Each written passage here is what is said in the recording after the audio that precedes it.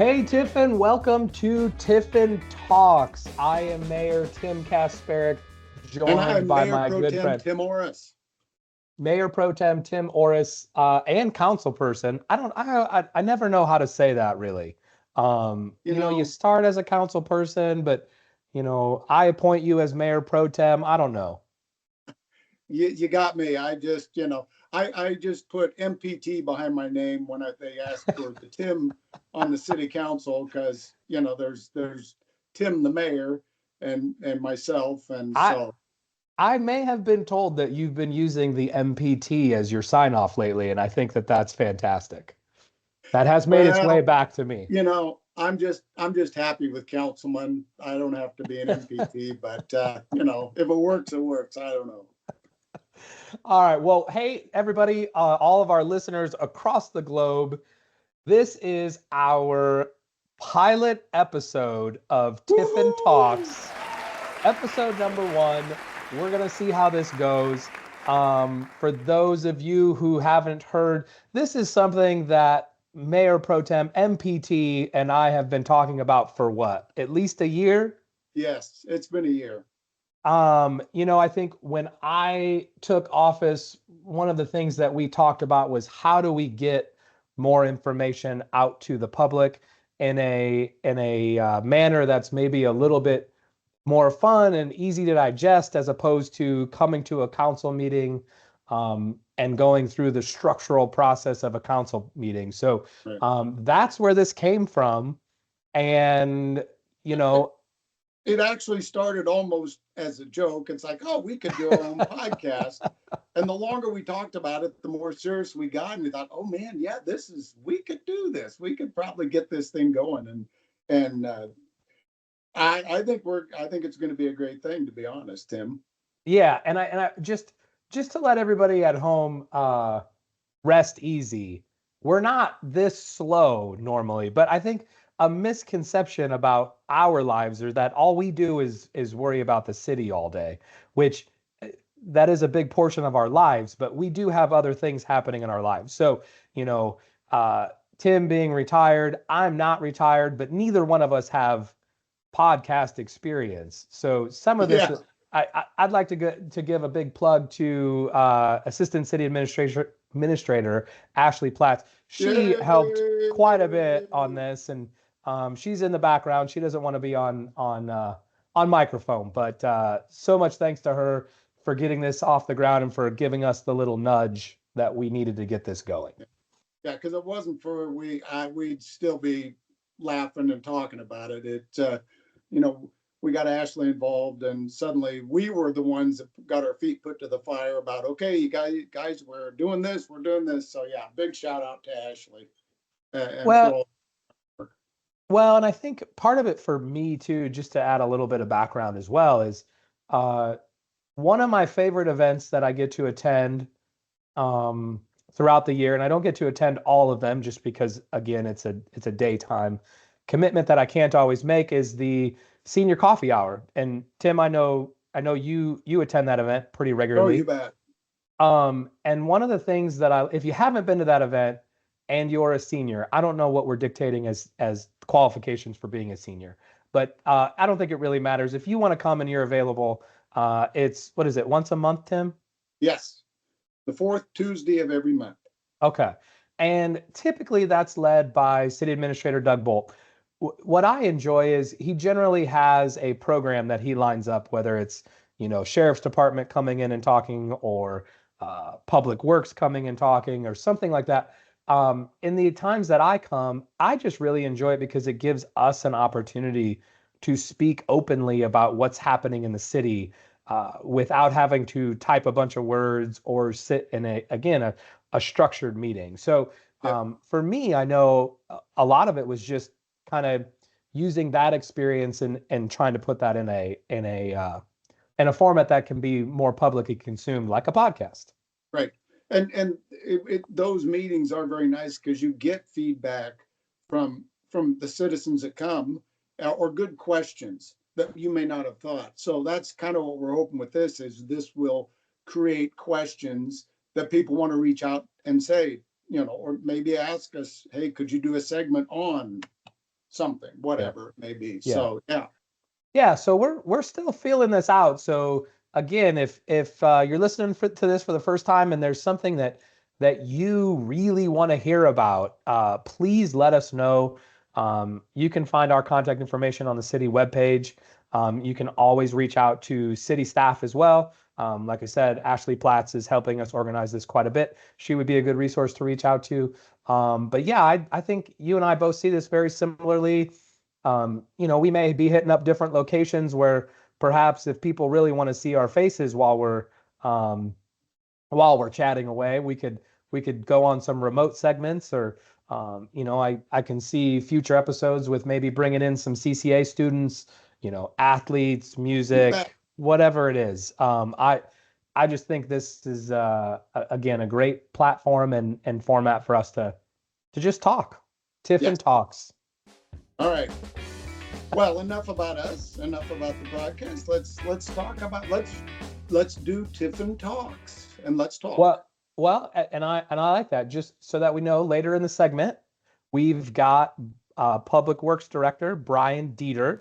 Oh yes. So we'll be hearing from him, and I think we got some great questions. It's a poignant time for us to have Brian in regarding winter weather and how Public Works does all of this. And you pulled out an interesting tidbit. We pre-recorded that segment. Brian's a pretty busy guy, so we pre-recorded, but you pulled out a nice nugget. Maybe throw your little teaser in there, Tim. Oh, okay. Well, if you want to find out what the very first snowplow Brian used in the city of Tiffin, and remember, he's been here 25 years, you're just going to have to stay and listen to his podcast, and you may find out. There you go. If That was that my doesn't question. get I'm taking credit for that. That was my question. if that doesn't get people excited, I don't know what will. I So know, that's exactly, that's amazing. So yeah, next segment, city updates. So what are the upcoming events and deadlines that people might want to know about throughout town? The major things that are happening. I think we got a list here. And again, I think number one, census. You've seen a lot of signs around town. The team at City Hall has been doing a great job getting messaging out. We had a ton of momentum at the end of 2025, and then boom, government shutdown happens, and we're at a standstill. So that has reconvened and picked back up. So just a heads up to everybody out there, calling and door knocking will be happening imminently. If you haven't responded, and some folks, given the time frame of when you may have moved into the house, when the house was built, things like that, dictate a lot of that, but that work will be starting soon. And if you are not home, don't worry. They will leave a card in your door to let you know that they've been there. Okay. Okay. And Tim, you and I both know the answer, but why is the census so important for what we're trying to do? It's literally, it gives us so much from the state because of the population of the town. Right now, they recognize us, say, well, so I'm just throwing a number out there, 4,500. If there's actually 6,000 people or possibly 1,000 people, that is so much additional monies from the state that we can get to help build Tiffin and make it a better place. So it's really kind of important we recognize who's here and that you stand up and be counted, so to speak, because it's only going to help all of us. Yeah. Fantastic explanation. Yeah, so the more help that everybody can give to that, the quicker we can get it done. Gosh, we'd like to have that done by the end of January if we can. There's federal government deadlines coming up around that time as well. And God forbid, hopefully we don't see another shutdown or anything like that. Yeah. And we can keep that work going. But Well, that's a big one. Barring a shutdown, January 30th is when we, a completion date we're shooting for. But like I said, that's very subjective at this point. It could be longer if the government impedes this in some way. Yeah. And fun little fact, I was at City Hall just this morning, and if anybody's been curious as to why we keep moving council meetings around at different locations, it's because of the census. Yep. The census does require to have a certain amount of space and a certain amount of desks, and it's got to be closed off and it can't be visible and all sorts of things. So if you stop in at City Hall and you glance to your right into the hall chambers, you're going to see it all papered off. There's nothing illegal or undue happening in that room. That is where the census is located. And I thought I had a good laugh at it this morning because that's the first time I saw the windows actually covered up on that room. So I thought it was pretty funny walking in there. But if anybody around town, you've been wondering, why do they keep moving the council meetings to different locations? That's why. So I think we are all anxious to get back into our home again, and again, city staff has done such a great job Yep. coordinating and helping us move those around, and so that's why.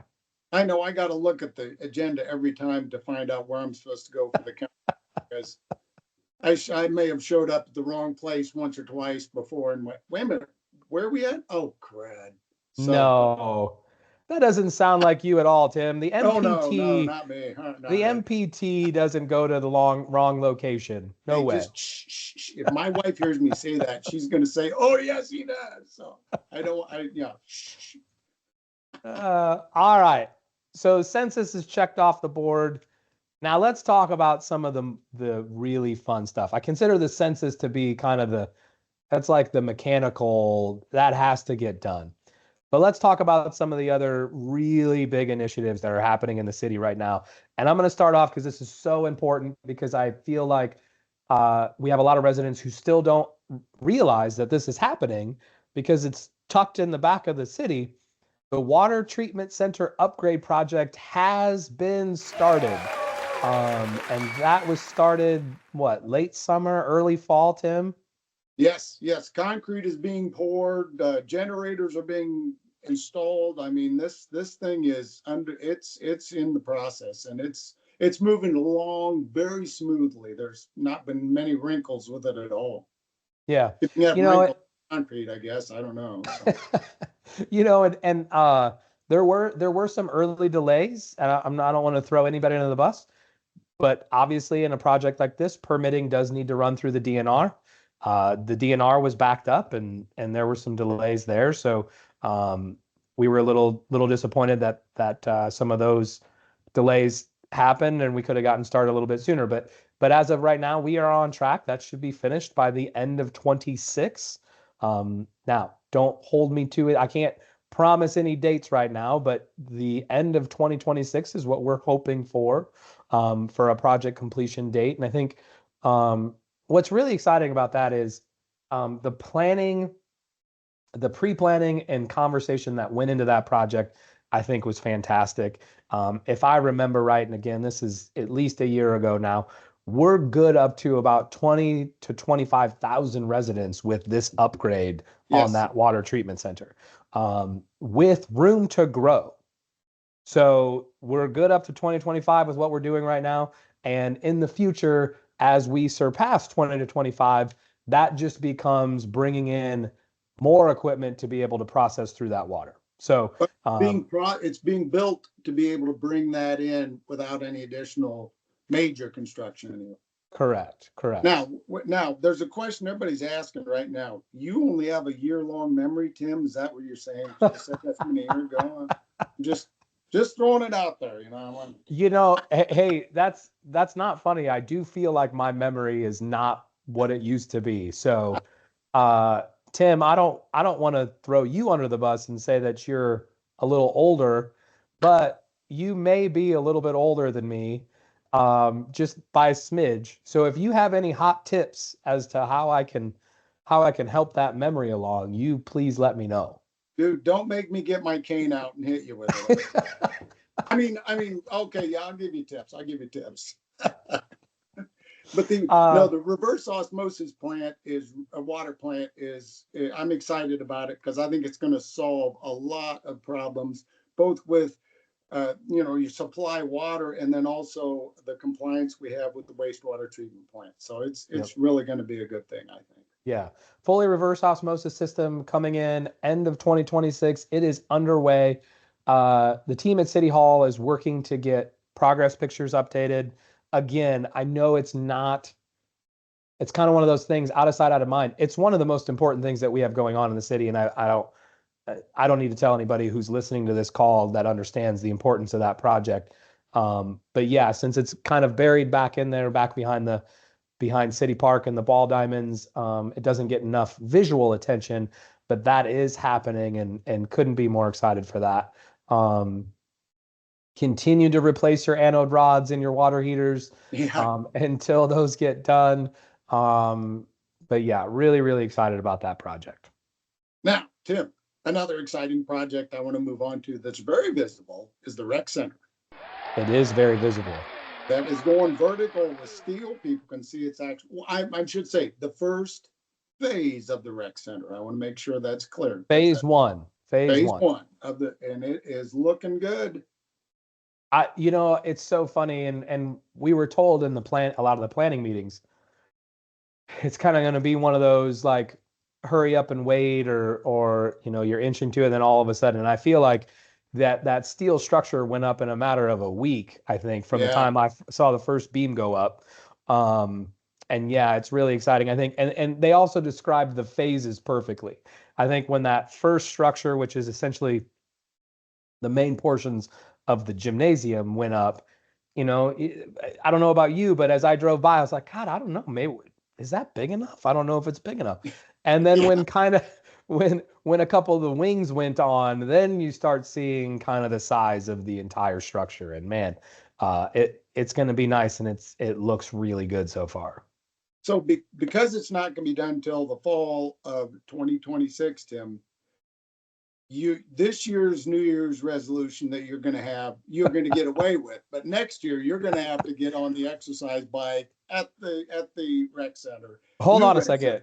Hold on a second. So am I hearing, in a matter of about 5 minutes, I get criticized about my memory, and now I'm getting I don't even know what I want to say, shamed about my appearance. I don't know what's happening here, Tim. No. I want you to keep your good appearance intact. See. Hey, just a heads up, just so that you're aware, and we'll talk about this later on, is, appointments are going to start ramping up for the next year. Officially, my new term starts January 1st. Yeah. And then I've got to appoint the MPT again. Oh, yeah. So yes, I just, something you may want to, just fantastic. keep it. You don't. There it is. That's what I was waiting for. You don't. That's what I was waiting for. It's so funny though. We're pretty close here in the home, from my home, with where the rec center is, and so I do get to see it quite regularly every day, and it's amazing. The folks at Myron are doing an amazing job over there, and I think it positions us well for the future, and what we're going to be able to do with that building, and provide the programming for before and after school, helping out the schools with overflow from their leagues and things like that, and and obviously our own Parks and Recs programs when it comes to basketball and volleyball and all of those things that having a building for is going to be so valuable. And then the community spaces, and exercise rooms, and all of those things, just amenities that we haven't had before. Yes, correct. I'm excited. The other thing I wanted to touch on there too, because I think this is so important, and you mentioned it early on, this is phase one. So Tim, why don't you tell our listeners what phase two is projected to have? Because I think that's what a lot of people want to talk about. Right. Well, and I will tell you what was, as Tim the mayor said, the projection was actually a competition swimming pool, and also a zero entry, I believe, pool. that's what, you always have what you'd like and what you actually get. What we'd like is to have that. That way, we don't have to send our swimmers to the Amanas or North Liberty or wherever to compete. They can do it right here in Tiffin. And so, but that was the idea. And then also to have the zero entry, so there was, an entertainment. I don't know what you'd call it, what the actual term is, but a pool that's not allotted just for, well, it isn't just allotted for competition, but kind of serve all purposes, maybe is a good way to put that. So, Yeah. Yeah. Yeah. and, And I and, think, but I'll say, and that'll be a while because of course we'd like it to be a joint effort with the city or the schools. yeah.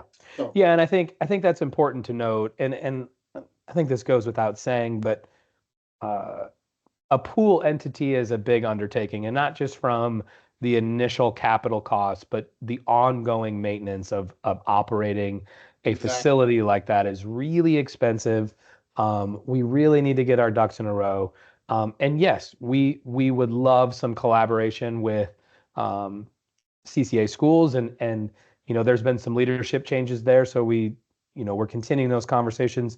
But there has been support for that. They've been fantastic in those conversations, and I think from a standpoint of when they're going to be ready and when we're going to be ready, meshes really well. And I think I know there is a large faction of the community that would love to see a pool in phase one, and just understand that we heard you, we continue to hear you, and those conversations are ongoing, and we are marching in that direction.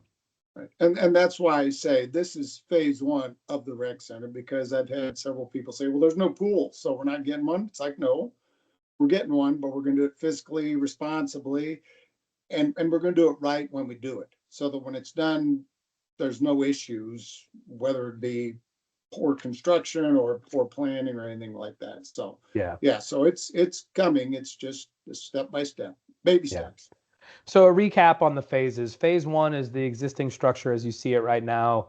A lot of basketball courts, couple of indoor batting cages, turf area, couple of exercise rooms, a community space, locker rooms, things like that.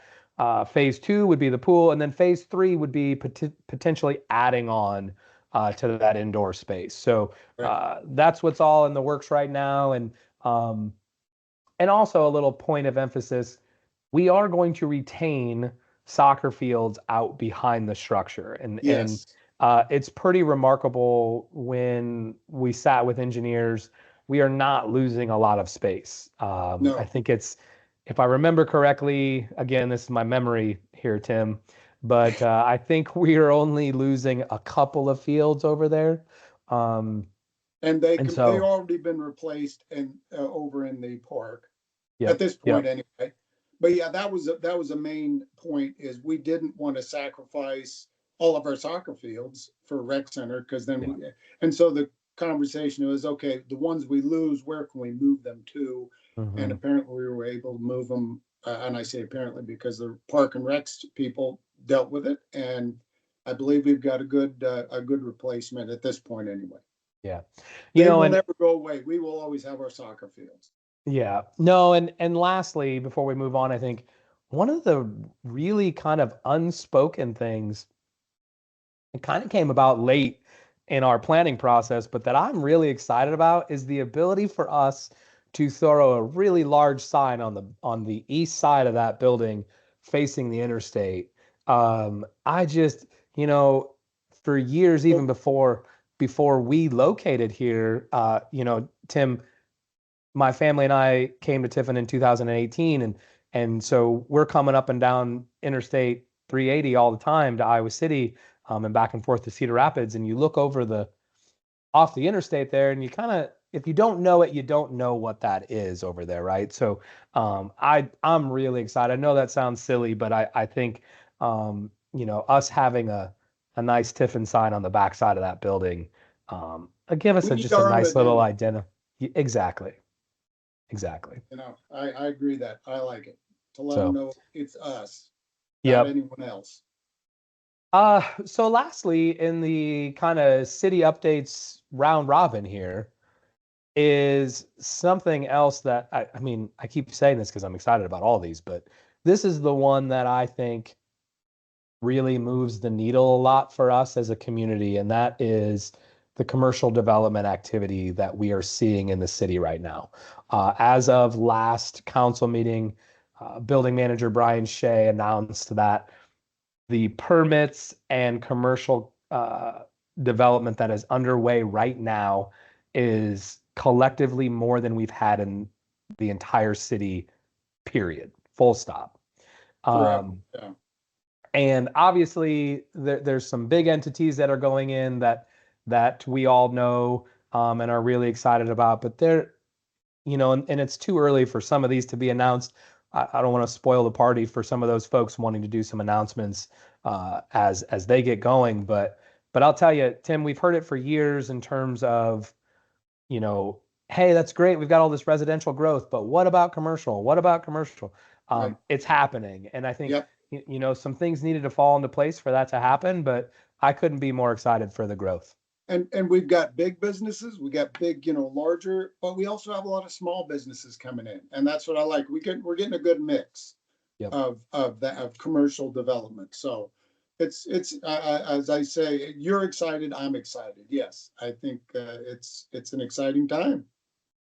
And I think one of the things I want to point out too is, once a year, it's usually one or two of us that go out to the large retail show, and it's essentially for municipalities to talk to large retailers, and it's mostly national chains. And I think one of the things that our folks should know is the regional chains have a very specific way about um, stepping into new locations and new logistical areas for them. And because of our proximity to Coralville and North Liberty in particular, we are limited in a lot of the national chain stuff based on how they move demographically into new spaces. So just know that we continue to monitor those things, but I know my priority is we need to be identifying and recruiting some of these more regional based entities and local entities. I hear it time and time again, and I couldn't agree more. Man, if we could get like a little family restaurant that serves breakfast in particular, I think would be amazing. Uh, Yes. I don't want to disparage anything that we have currently, but man, someplace that you can eat breakfast and get a cup of coffee would be amazing. So I share sentiments of a lot of our community as well. What should Tim? Should we do like a top three things that people at Tiffin should know right I now? think I think so. Okay, And deal. yeah. Okay. So top three things residents should know this month. Yes. All right. Go. Number Yeah. This month. This month. That's good. Yeah. I don't think that these are in any particular order, but high on the list is registering your pet. Yep. So It's we've got, it, go ahead, Tim. it's cheap and easy. Number two on that list for this month is I would like to wish a happy retirement from city service to our good friend, Councilman Al Havens is retiring. Yay. Um, Congratulations to his replacement, Tony Johnson. Yep. Excited to have interest in new blood within the council. I think the democratic process is so important to what we do. So it's great to see people step up and want to assume those roles. But Tim, you worked with Al a lot longer than I did. Um, but Tremendous, tremendous gentleman. I have the utmost respect for him. When I first got on council, he invited me out to have coffee, not to try to convince me of anything, but just kind of let me know what I was getting into. Kind of, I don't want to say use the word train, but acclimate. And so I would say to people around town, if you see Al Havens, shake his hand, thank him for his over 11 years. I know he was on the council for 11, but I think he was I know he's in the planning and zoning and several other areas. And then, and when you see Tony, welcome him on, shake his hand and say, welcome to the council. Make good decisions. That's what Al told me. That's what I'm just happy. That is kind of a prerequisite, isn't it? Just make good Right. decisions. Right. Make good decisions. Yeah, no, I echo the sentiments, Tim. I think Al's just such a steady, pragmatic thinker in terms Yeah. of how he goes about his process and what he brings to the city and has brought to the city. And I think you touched on it, 11 plus years of service is Yep. such a long time. Yep. And for him to give that time and dedication Right. means a lot. And so thankful to him. So thank you, Al Havens. If you're listening, once again, your impact will be felt for years to come, Oh, yes. well into the future. So thank you for everything you did. And then lastly, also really excited. I think we've overused, maybe that's what we're going to do. Most overused words for each episode of the podcast. I think today would be exciting. And so with that, the last exciting update for us today for number 3 on the list for this month is we have a new Parks and Rec director starting on January 7th. Yes. That Go ahead, Tim. Is energetic. He's got energy just exuding from his personality. I'm excited to see him get on board. Yeah. That interim director, Ashley Platz, man, she wears a lot of hats. And, from what I understand, she's so dedicated to this extra responsibility. During basketball preseason, she actually kept all the balls in her office. That's how dedicated she was. Wow. She really liked to have them all close by because she considered them to be part of her. The dedication, like a comfort thing, right? Yes, the dedication that she shows in that is just absolutely amazing to me. So anyway, but yeah, new parks director starting on January 7th. We will make sure we get an official introduction launch when he comes on, and as you see him around town, please give him a warm welcome. He's young, he's hungry, he's ready to attack this. He comes very well qualified and very experienced, and he really wants really to make Tiffin Rec and Parks even better than it is. He's already got ideas that he's coming up with. So yeah, be prepared. Yep. So man, those are the 3 really exciting things for the month. And I don't know. Exciting, Tim. And and this is just episode 1. Like I can't imagine what we're going to see on this list going forward. My only hope is there's an episode 2. All right. Hey, we are going to move into our first inaugural interview with none other than our Public Works Director, Mr. Brian Detert. Brian, who also has a face for radio, is very excited to be here with us today, I think. Brian, why don't we start off by just telling our listeners a little bit about yourself, perhaps how you got to where you're at today. And then we're going to move into a whole slew of questions for you, put you on the spot regarding winter public works activity and some other fun things.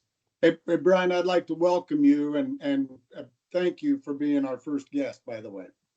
Well, I appreciate the invite. So, yeah, I've been working for the city for 25 years now. When I first started here, there was just 2 employees, and gosh, I think we're up to 23 or 24 guys and ladies around here now. So, seen a lot of growth over the years. Brian, did you start in public works or did you come up through other ranks? I started in public works. I actually, Brett was the head town man, and I just mowed all the parks for him. Okay, I got questions. What was the very first unit you used to plow snow with? Actually, I was in a John Deere tractor plowing the streets of Tiffin. Oh, okay. I That's always crazy. wondered that. So Yep. That's Brett, crazy. Brett had the truck and I had a tractor. That's amazing. So, Yeah. as it relates to that, Brian, I think something that our listeners, all two of them out there, would like to know is how does Public Works prioritize snow removal and street maintenance? As far as the way I prioritize it is, you know, we've got so many subdivisions in town that I basically designate a certain truck to different neighborhoods. As far as our dump trucks, you know, we focus those on our main arterial streets, such as Ireland Avenue, Roberts Ferry, North Park Road, Oakdale, Goldfinch. You know, our highly traveled roads. Those are getting hit immediately, and you know, the rest of the guys they'll hit their main streets of their subdivisions, and then they just slowly dwindle down into our side streets and then our cul-de-sacs and gravel roads. Brian, So as me as a citizen, what can I do to help you without, doing your job? What can I help you during this snow removal process? I know a lot of people always think they're helping us out by doing certain things.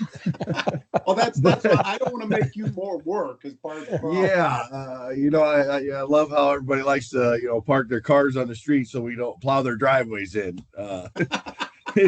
Is that how that works? Okay. Yeah, and so you know that's always a challenge for the guys, and you know, it's just easier if people would just park in their driveway so that we can clear the street off. The sooner we can get that street cleared off for them, the sooner they can actually park back on the street. Okay. So it's I know it doesn't make a lot of sense sometimes to people, but plus it's just less they got to plow out of their driveway if their car's parked there. Yeah, well, that's true. That's true. Well, maybe So, the question should have been what shouldn't we do instead of what do we? All right, thanks, Brian. so Brian, I think I have this thought almost every winter. I say to myself, uh, man, I think it would be really cool to get into a truck and spend like one big snowstorm with the snow crew plowing snow. Uh, and then I quickly realized I'm only gonna be able to do that for like one day and then I'm done, right? I'm out.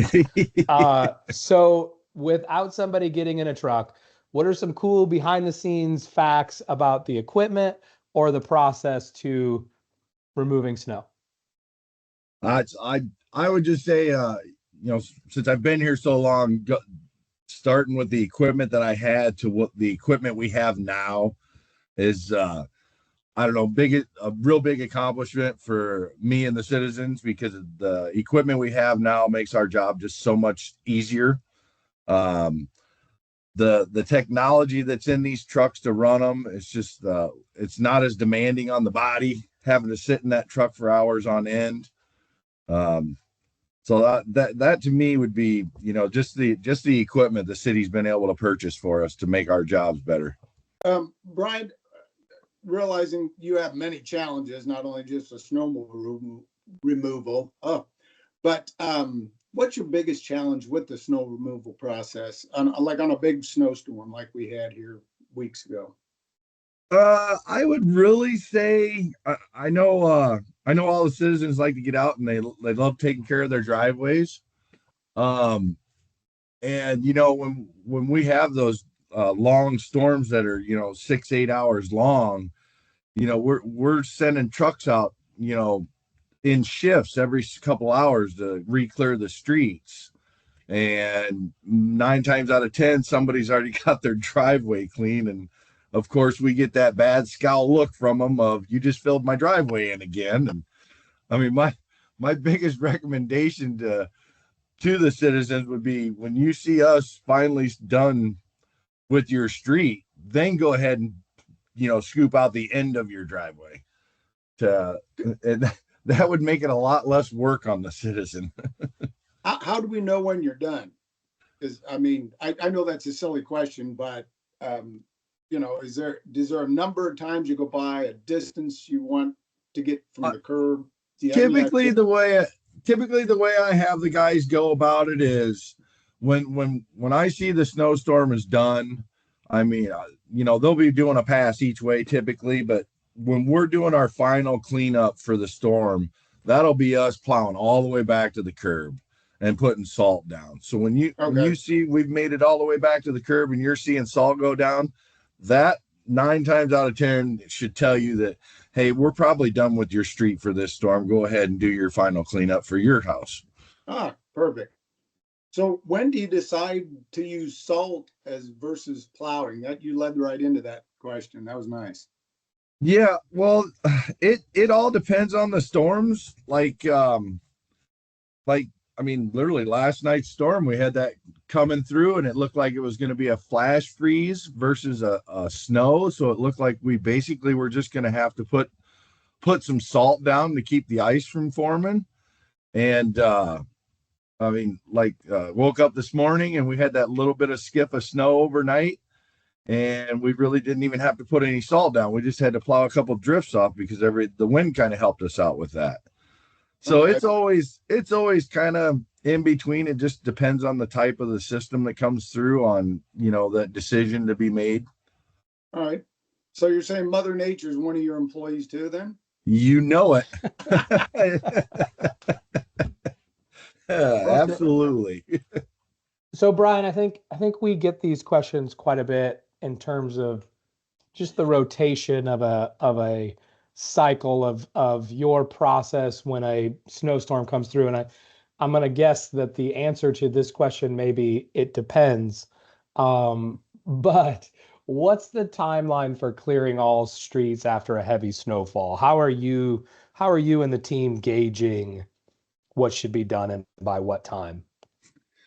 So, yeah, that is depends on the storm. But I'm going to say luckily for us, we're very fortunate that the way a lot of our systems have rolled through the last few years that, we're rolling out of the shop, between 1 and 3 o'clock in the morning so that we can make sure that by the time the citizens are waking up and getting their cars running and getting ready to head off to work, that our streets are clean enough for them to get to their job like they need to.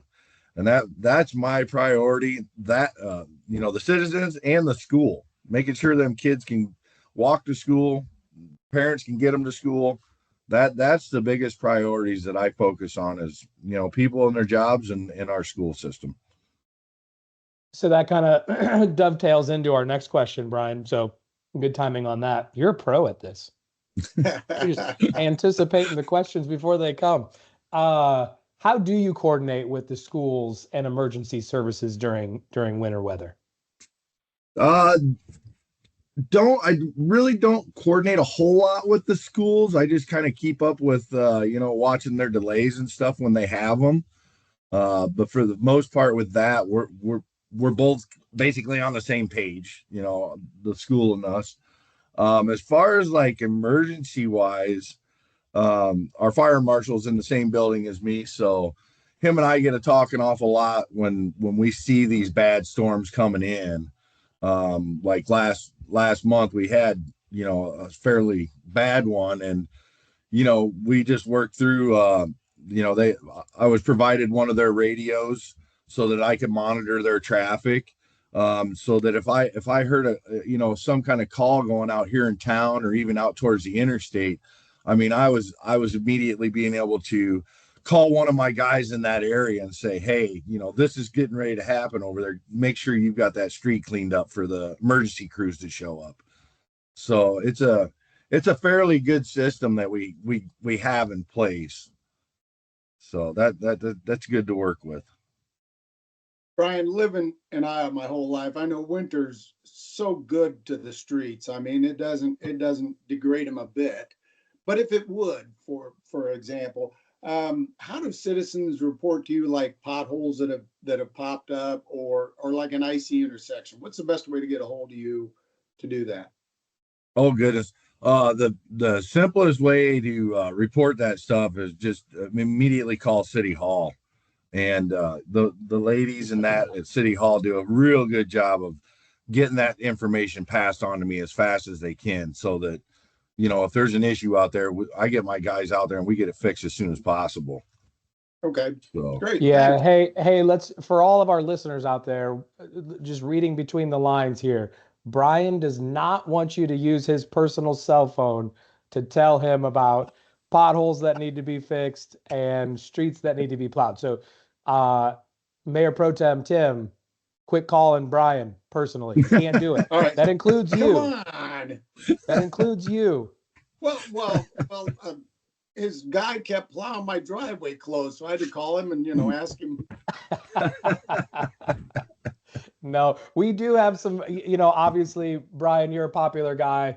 You know a lot of people in the area. You've been here for a long time. So I would imagine you do get some personal text messages and phone calls. And oh, absolutely. and so, Absolutely. you know, everyone, it does make life a little bit easier when you call and direct traffic through City Hall, because then we know what's happening and can coordinate everything. And you know, like Brian said, everyone at City Hall is doing their best and direct traffic at a really, really good level. So it's just really helpful to direct everything through there. Well, and it's a little more organization, I think, because if you have somebody texting Brian about a icy intersection, and you have somebody calling Emily about an same icy intersection, this Right. way Emily can say, hey, we're working on it, as opposed to both of them not knowing that the other one was working. So, you know, it does create a little bit better organization and probably a little quicker to be resolved. Yeah. Now, Brian, I think this winter has been a little bit interesting from the standpoint of, you know, I think we had what, 2 or 3 snowfalls right there at the beginning, and I feel like we're getting so much advanced warning these days in terms of storms coming. So, what is your team usually doing to prepare for these winter storms? I got to imagine there's a lot of prep work that goes into keeping machines running efficiently and all of those things. So describe a little bit about your guys' process of what you do to prepare for a storm. I gotta say, when it comes to that, that's I do so much pre-planning, basically, you know, with following all the weather casts and things that I follow to monitor the storms coming in. But for my guys, you know, while I'm working on that, that's where I'm having them, you know, I want you getting everything cleaned back up, getting, you know, all the windshields cleaned, the windshield washers refilled, you know, so it's ready for the next storm, making sure the sanders are all properly working, making sure all our hydraulics on the plows are rolling. You know, we've got 9 trucks that go out now, so there's a lot of keeping an eye on equipment itself to make sure everything's in that proper working order, so everything flows just perfect for the storm, so we don't have them breakdowns like we used to in the past. So I've been on the what's wrong with it now. I'd like to kind of go to the what's right with it, but what's the most rewarding part of your job during the winter season, Brian? If there is one, I don't know. I will tell you flat out, since I've worked here, my goal was always to keep our streets so clean, because, you know, you go to other places and you hear everybody complain about how their streets are. And I take a lot of pride in making sure that our streets are clean. Our trails are clean for the people to walk on. So when I see that stuff clean, that's where the compliments from the citizens come in. And then I get to pass that down to my guys. And, you know, it just makes everybody feel good that, you know, we're not just out there just pushing some snow around, that, you know, people are noticing this work and they're thanking you for it. So that's the most rewarding for me is seeing that. So little side note here. So on the last big storm we had, I came into the office after the storm the next day, and it happened on the weekend, and I got an email from a gentleman from Wisconsin up by the Green Bay area. And he said he just said that he was in town over the weekend and happened to stay in Tiffin for a wedding he was in town for. and that he noticed how bad the storm was. And when he woke up the next morning, how clean our streets were. And he wanted to know what my process was, what product I used, as far as salt. And I provided this gentleman with all this information. And it turns out he's like the assistant director at another town in Wisconsin. And I'm like, when you think about up north, I mean, these guys are supposed to be the guys teaching me. Right. And he's asking me. so that made me feel pretty darn good. Oh man, I guess. That's awesome. Hey, listen, you mentioned something, and I kind of wanted to touch on it. The trail, like the one down by the Clear Creek. How far do you clear that? We clear all our trails that we own. We maintain them just like we do in the summer with cleaning anything with leaves and all that. We plow them exactly how they need to be, every inch of the trails. Do you go clear to Half Moon? No. On that trail, we go to the west about, oh goodness, what is that? 1,000 feet, maybe. Yeah, something like that. Okay, so. I know that was because we had gone. My wife and I had gone for a walk and went out to Half Moon, and it was really bad. Came back into the Frisbee Park, and it's like, oh, this looks fantastic. So I'm just curious, so people know that. Yeah. So you only do so much, but what you do well. Yeah, so that part of the trail that's not getting clean, that's Johnson County. Okay. That takes care of that, and they don't plow theirs. They would rather leave it snow on it because they say a lot of people like to do that trail skiing, walking, cross country. Yeah, cross country. Yeah. So that's their reasoning for never clearing it. Well, those of us who've fallen on the ice aren't real proud, are crazy about that. So I'll stick with the Tiffin Trail. Yeah. Brian, just out of curiosity, what do you use to clear the trails with? We've got two Kubota UTVs that have got V plows on them, and we've got box sanders in the back of them so that we can apply salt if we get any ice on any of those. So far this year, we've been pretty fortunate to be able to just plow them off, and they've cleaned right up. But we've got the equipment, just like you see running on the streets. That's what we've got to take care of our trails. Same type of equipment. So with that being said, is there any improvements or new additions as far as snow removal to the city for your department, or are we good to go right now? Oh, I always want more equipment, but that's just getting that past the administrator. You and the fire department always needing the best and brightest new shiny toy. Exactly. Me in there. One addition that we would like to see, and that was because of 2 years ago, that double blizzard that we had. We had drifts, over 12, 14 foot tall on the north end of town. And, it took us a long time with just having one end loader to trying to push that stuff back. And we've done a lot of research about looking at possibly getting a snowblower for that end loader. Okay. So that, if something like that were to happen again, it wouldn't take a day and a half to try and open some of those roads back up. It would be, a couple hour process. Okay. But that's like I say, that's just something we're looking at. I mean, that's no promises there. Well, it makes sense. It's not like you're buying something just because it's shiny and new. If it's needed, it's needed, so. All right, great. So Brian, we'll get you out of here on this. I know you got to get back to the day job here. You can't have fun all morning. If you could share just one pro tip for residents to make winter easier, what would it be? Please do not. Just one. Please do not put your driveway snow back into our clean street. That would be great. That Oh, guy that's from so Green funny. Bay would not be happy. Yeah.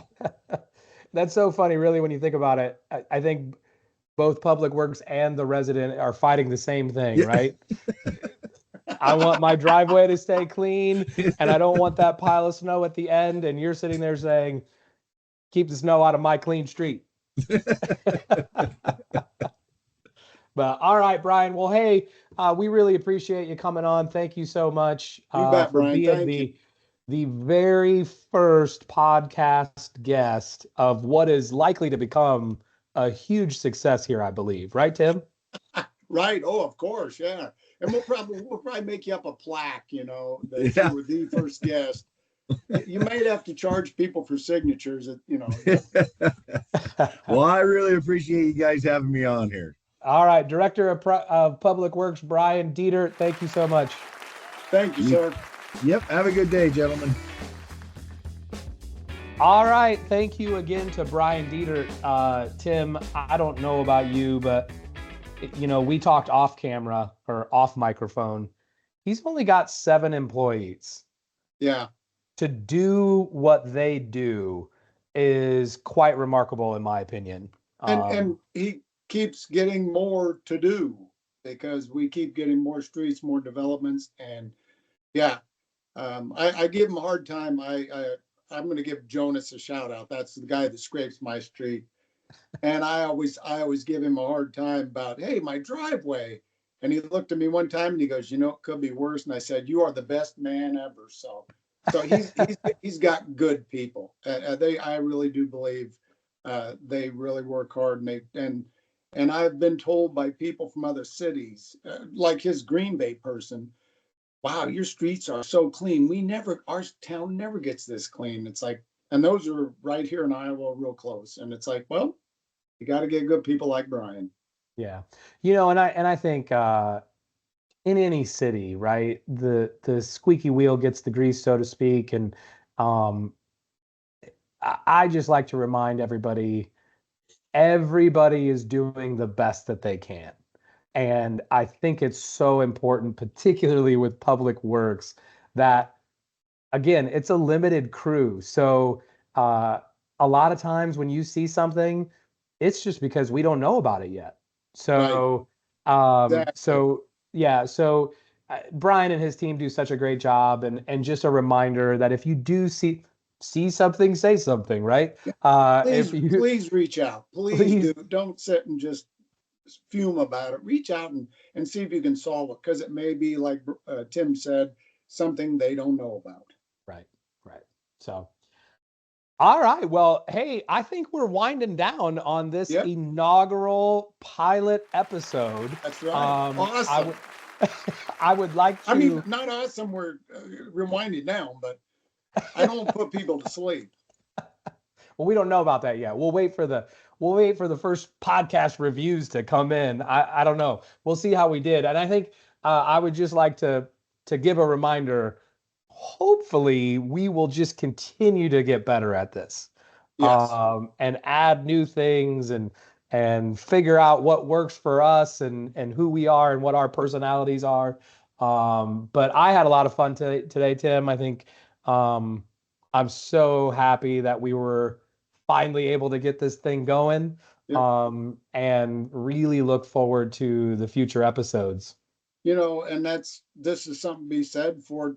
We just started joking around. Like I said originally, we started laughing about it and saying, oh, we should do a podcast, and it's developed into this. And I'm hoping it'll get out to the people, and the people will find it very useful. And so sometimes a joke turns into something pretty serious. So I'm hoping to stay serious, but we're going to keep it lighthearted and joke about it. So back to as that. Much as Ashley will let us, the producer, because I got her on my screen, and when she starts wagging her finger, I know I better pull it back. So. Absolutely. But it is funny. You just jarred something in my memory. That I struggle sometimes. Must have happened within the last year. I do. Wow. Yeah, that appointment is coming up here pretty soon for the MPT Mayor Pro Tem. So what Uh, kind of chocolates do you like? but no, I think it's so funny because you're right. Uh, you and I were talking about the podcast and saying this could be, or we were joking about it. We had a good laugh. And then I think it was like a month or two later, you and I both, it was almost like we came to the same conclusion at the same time, where it was like, I've been thinking about this independently. I don't think we had talked about it again. We're like, Right. we really should do that. Yep. So I think it's great. We're And gonna have a that's lot what of we're fun with it. doing. And this is episode 1. Yeah. Woo! So I think producer Ashley is gonna get this posted. I mean, if you're listening to this, it's already out there. It's hit the airwaves. I don't know. What is it? Apple iTunes, I think, is where you can get it. Spotify is what I meant to say. Forget the Apple iTunes. It's Spotify. There will be links out there. We'll post this everywhere. Again, if you're listening to this, you clearly already found it. So you're ahead of the curve. Thank you.